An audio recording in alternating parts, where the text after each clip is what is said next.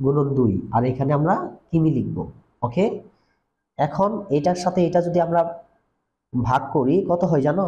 1.5 হয়, গুণ দিব 2, এটা কি? কিমি। তাহলে এটাকে যদি আমরা গুণ করি তাহলে কত হয়? 3 কিমি। কত হয়? 3 কিমি। আচ্ছা, এখন আমরা ভাগটা দেখিয়ে দিচ্ছি।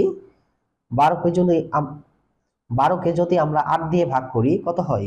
একবার 8, কত থাকে? 4, দশমিক দিয়ে একটা শূন্য, 5 আটা 40, দেখতে পাচ্ছ? 1.5। তাহলে 1.5 গুণন 2, এটাকে যদি আমরা 2 দিয়ে গুণ করি তাহলে কত হয়? 3 হয়, 3 কিমি। এখন আমরা নিচে উত্তরটা লিখে দিব। এর উত্তর নিচে আসতেছে না, এই জন্য আমি সাইডে লিখতেছি। উত্তর কি বলেছে এখানে? এখানে বলেছে যে ভূমি কত কিমি। উত্তর ভূমি কত? 3 কিমি। 3 কিমি। তো প্রিয় শিক্ষার্থী বন্ধুরা, আশা করি 131 পেজের 5 নং যে অঙ্কটি আছে এই অঙ্কটির সমাধান তোমরা বুঝতে পেরেছো।